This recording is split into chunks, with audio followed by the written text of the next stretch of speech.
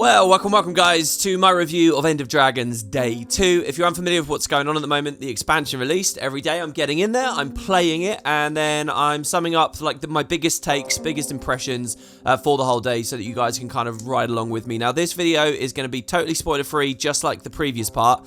I'm going to try and get a couple of these out where anyone, no matter how far they are in on the story, can feel totally comfortable that I'm not going to like ruin anything.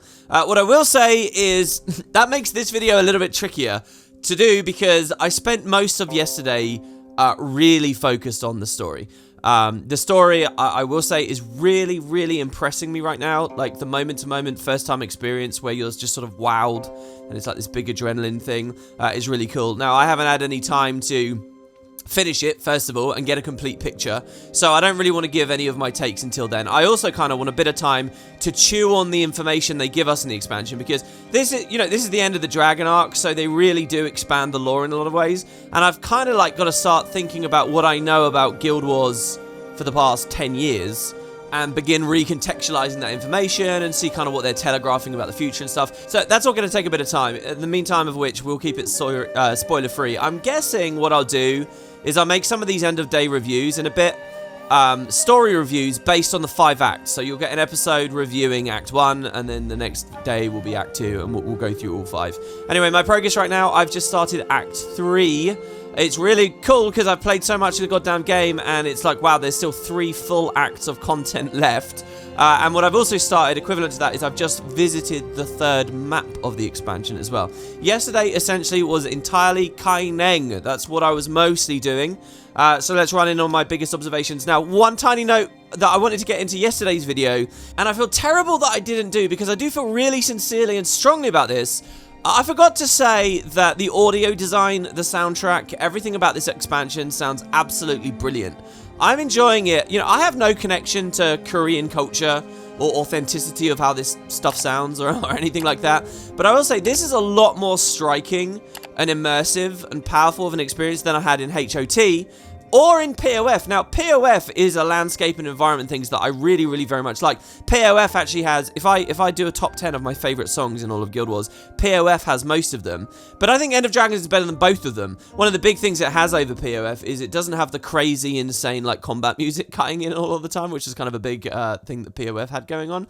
This really sounds brilliant. I don't really have the musical education or just audio in general to say anything more pointed than this, but I feel like I did the game a big disservice by not even mentioning it before. Yeah, Guild Wars still has this like horrible issue of there's no separate combat effects volume slider.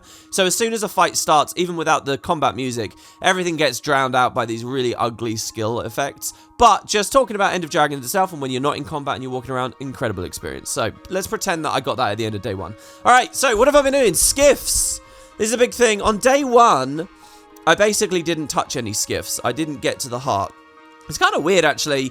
If you're not playing the main storyline, it can be hard to tell where you would get a skiff, because you kind of have to go into your Mastery UI and mouse over and find out, is this one specific heart? And once you beat the heart, you have to actually dig in the vendor, and you see like an almost very inconspicuous looking item that you buy, and then it pops the full Mastery and you get the skiff. The main storyline does take you there, though.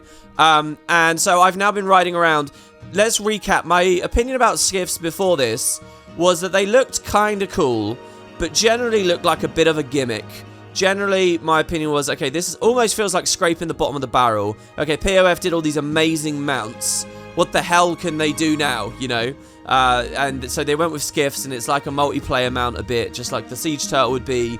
And I didn't really know how it fit into Guild Wars, especially Guild Wars where we already have a skimmer. We already have water travel, and they'd already done a recent patch where you got to take it underwater and stuff. So I wasn't really feeling it.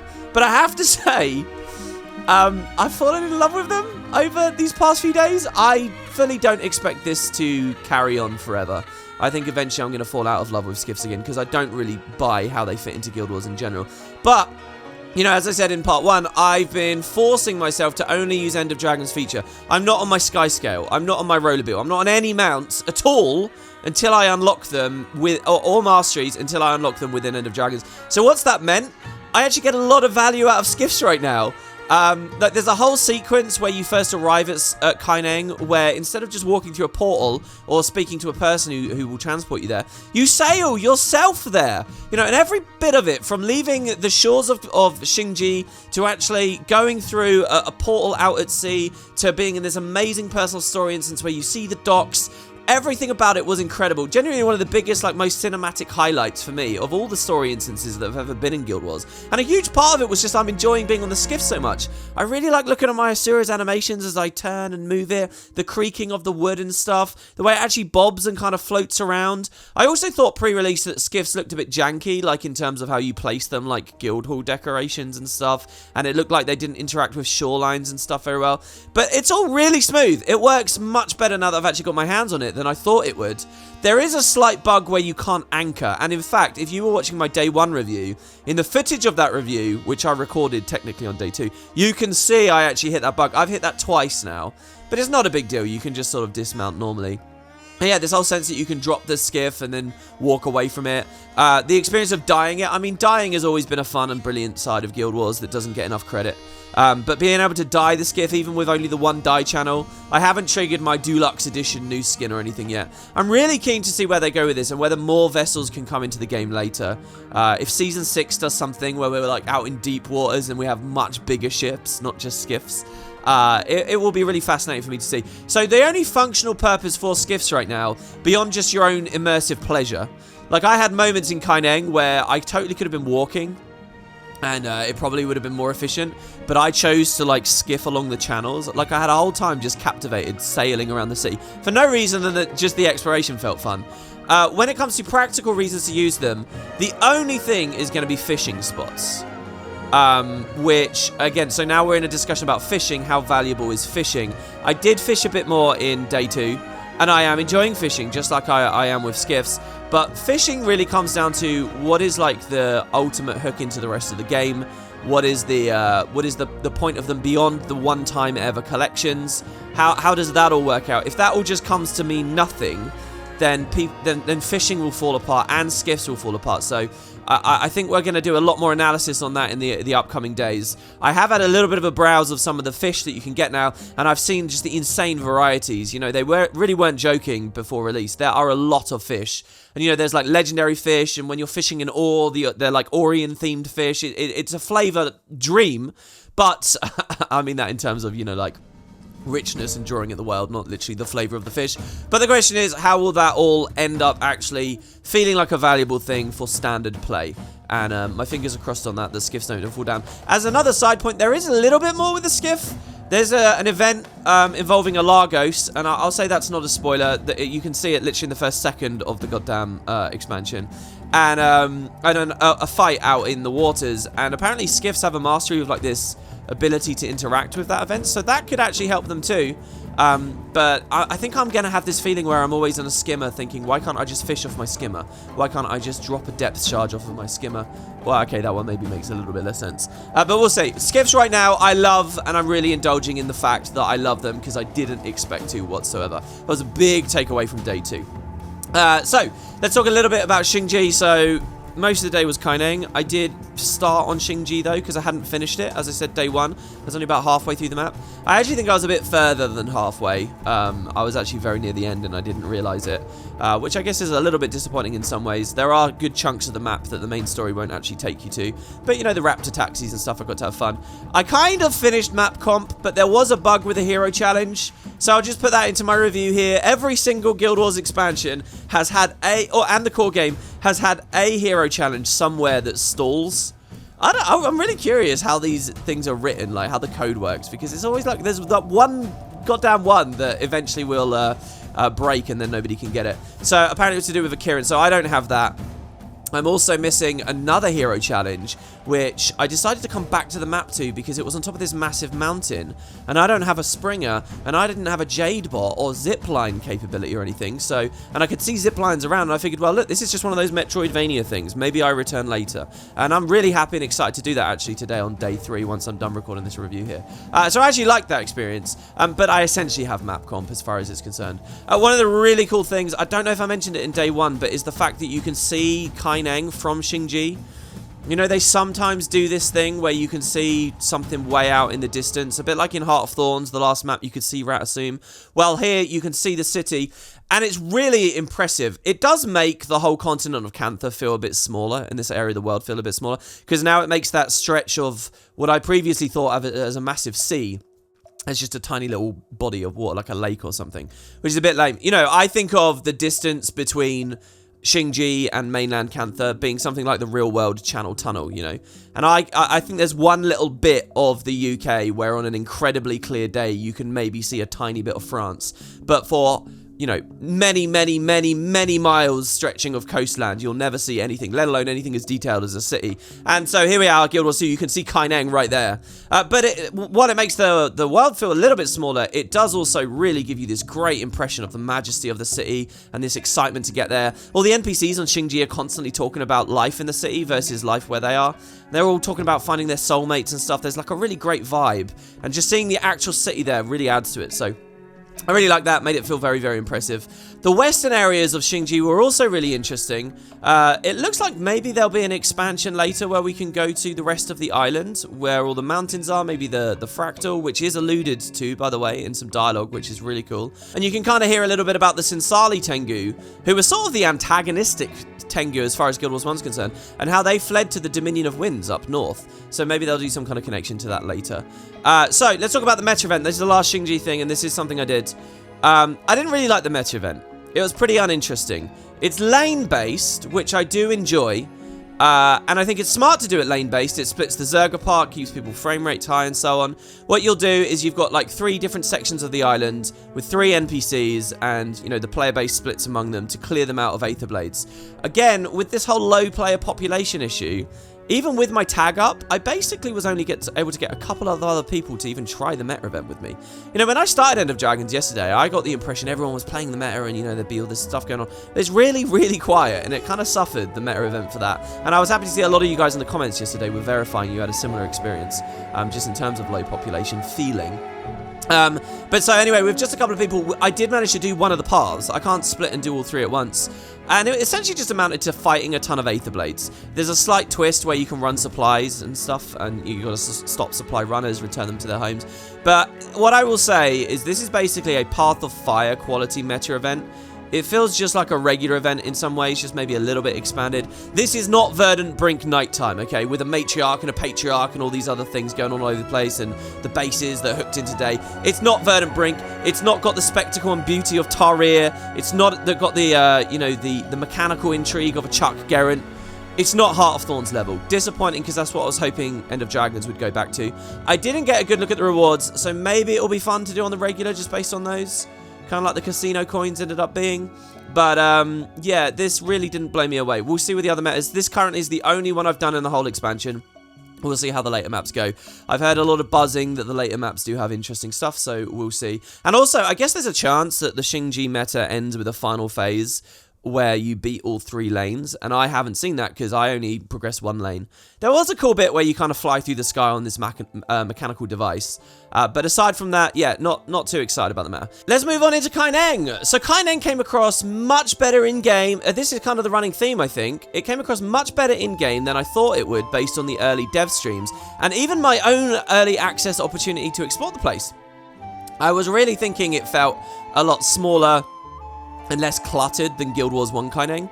And this is kind of a natural thing in Guild Wars 2, because Guild Wars 1, you know, had all these little environments, all these little maps, and really created a massive sense of scale. And the city in the first game was a ton of explorable maps, and a ton of outposts and missions. It was a huge area. So how can Guild Wars 2 Kaineng possibly approach that scale? You know, I wasn't optimistic they were going to be able to do it. I didn't even know whether it was necessary they did it. But I gotta say, and maybe this is just fresh expansion feel clouding my objectivity on this, it is really a sight to behold. It is massive. I should have got the memo in Heart of Thorns where they started giving us these really incredible vertical landscapes. I should have got the memo even in Path of Fire where they continue to do these really incredible vertical landscapes because of mounts. You know, you think about like the desert highlands and just how high that massive waterfall is to, you know, the lower areas. They do scale extremely well, and that all comes through into the city. The top of these buildings is very high, and there is a wealth of content top to bottom. You know those whales that you could see, holographic whales flying around, swimming around in the air? And you can kind of see them in some trailers, and they didn't look that amazing. I'm telling you guys, when you get in game and you see the size of this holographic whale swimming between the buildings, it's huge. It's incredible, and that's kind of the general gist and sense I get everywhere. And not only is it like these large-scale things, there are little areas to go. Like I found a little garden to Lissa at one point. A friend told me about a library, apparently, so there's somewhere out there that I'm kind of excited to go. Sometimes you'll just collapse into this small place where there's this really captivating lore. They have this amazing jade structure there that the story will show you straight away. Eventually, you can climb up to this beautiful promenade and these rich people areas where you can read all this fascinating stuff. There is really a great sense to the city. The one thing that I was very interested in was like the slums. This idea that when you're really low down, how impoverished does it feel? How, you know, grotty and nasty, what are the gangs like? I do think that they did the slums poorly. You don't really get much of a vibe. Now, don't get me wrong, there are these really cool tunnels around, and the NPCs you find there are like yellow NPCs, so you can choose to fight them if you like, or you can not start any beef with them, and I think that was really inspired. And when you're looking into the tunnels, they're really dark and foreboding. It feels like, you know, some really unclean areas of the London Underground or something, and you really do get a great sense. But the truth is, you know, it's not that cluttered down there. I think if they were going to add loads of crates and trash and stuff, it would just kill people's frame rates if there's too many objects. So everywhere does feel a bit open and a bit clean and a bit sprawled out. It doesn't do the slum vibe perfectly. I think the best thing would be is if in Season 6 we have some kind of underneath Kaineng map. And down there, you know, maybe we can see the remnants of the Amphar or something, who I still haven't really heard much about. I'm curious if I'm missing some lore on that right now. You know, and all kinds of other nasty stuff. Guild Wars 1 had this amazing thing with the Zakwang Skyway and then the Undercity underneath. It feels like they've done the Skyway stuff really well in Guild Wars 2 so far, but Undercity not so much. Kaineng had a lot of other really cool stuff though. I got my Jade Bot. This opened exploration in the expansion massively because it immediately gave me zip lines. Zip lines are awesome. I can't believe how much I like zip lines. They're just like ley lines. We've been on ley lines for ages, haven't we? But now I'm on a zip line. It's a different animation. They got the sound effect on there. And they're fast and snappy. And so I'm taking zip lines wherever the hell I can. Really cool. I want some like super long zip lines. I think I remember in Early Access Press they showed some where you can grind rail for a long time. So I'm hoping to find that somewhere in Kaineng because I haven't explored the whole city. But yeah, this is like basically one of my favorite things that End of Dragons has done at the moment. And I kind of think they missed a trick because you get it instantly with a Jade Bot. I think that should have been a mastery that you work towards. You know, like how a bouncing mushroom was something you worked towards. You didn't just instantly get them. A ley line was something you worked towards, but Arena give it to me straight away. And so anyway, the actual animation stuff is really, really fun. The other thing I now have is a raptor. And it's weird. I got the raptor and I've now been raptoring around and I've got that sense of like really power crept dev hacky, you know, Path of Fire move speed back now because I have a raptor.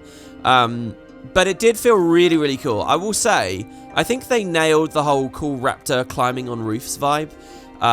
Before End of Dragons, it didn't really fit for me because I was like, you know, this is Kaineng. It's not like a dinosaur exploring city, is it? Like, so how does this work? But they give you a bit of lore and hint that maybe the Zephyrhites had brought the raptors there if you like really dig into the dialogue.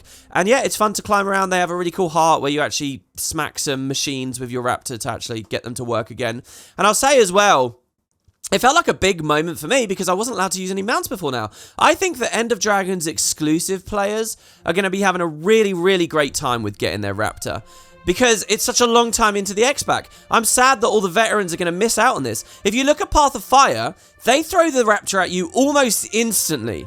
They have a little running sequence from the pyramid to the village where they're like, ooh, wouldn't you like to move faster? And then that's it, you got the raptor. There isn't a phase of POF where you experience like standard movement, but in End of Dragons is quite a long one. And so when you get the raptor, it's really a seriously special treat. And likewise, I'm excited to get my Springer as well. Hopefully on the day 3 review, I will have collected that. Another thing I did in Kaineng was potentially available in Xingji as well. I'd missed it though. There are events for fishing competitions. So I have done my first fishing competition. I was quite interested in this. Because, you know, when it finishes, it telegraphs to everyone on the map who won. And it's a fun idea for an event. Essentially, guys, this is what End of Dragons is doing for mount races. Now, when I say races, I literally mean those event races, you know, where everyone would race in a little circuit around outside Amnoon. I'm not talking about, like, the Griffin adventures and stuff, just straight up races. This time, we're competing for how many fish we get, and it's fun, but sadly, basically no players around, so I wasn't actually competing with anyone, and I just won by catching 2 fish, which really wasn't that great. And it did make me realize as well, disappointingly, that regular races don't seem to be in the expansion. Now, maybe I'm wrong, but there was no like regular race on a raptor in around the bottom of Kaineng, which there totally could have been, right? And maybe they could have even retroactively put one in Xingji. Maybe they'll do stuff later. A race where you have to climb around some intricate places in the Echovald Forest would be amazing, but I'm doubtful it's there. And then that made me think, well, look, there's no like supply run adventures or Griffin races, you know, or Sky Scale races and Sky Scale tracks. There might be some content for this stuff and I haven't seen it yet. But all of this stuff's not there. No bounties either. So objectively speaking, if we're not in this excited, fresh mindset, I think these are tangible steps back from Path of Fire, which did have all that diversity of content.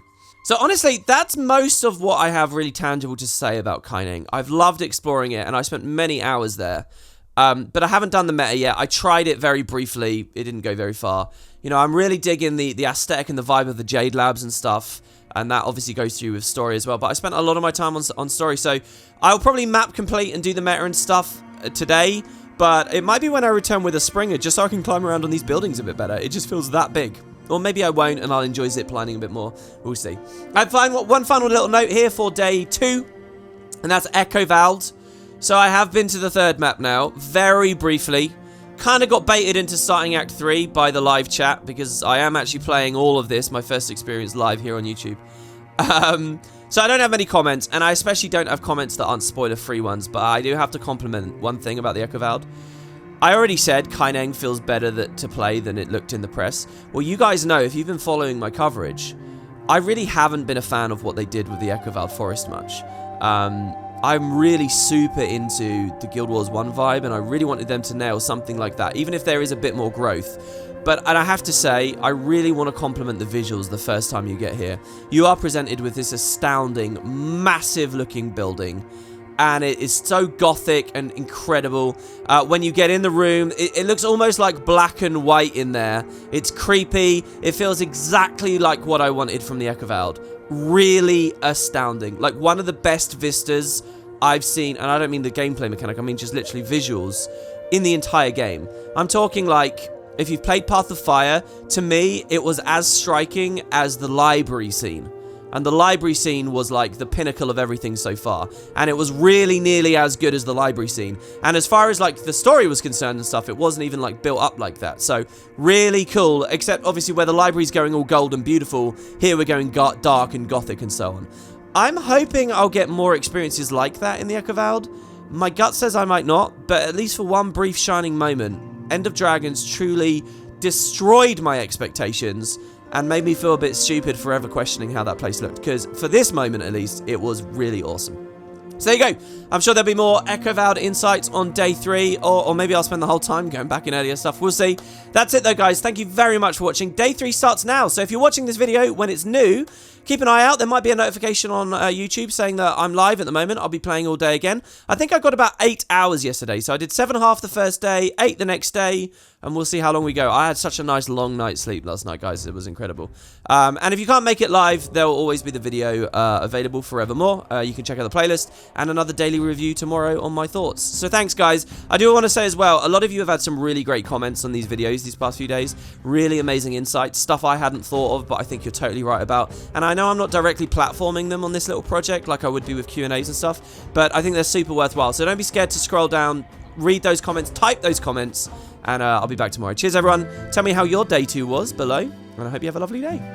See you next time.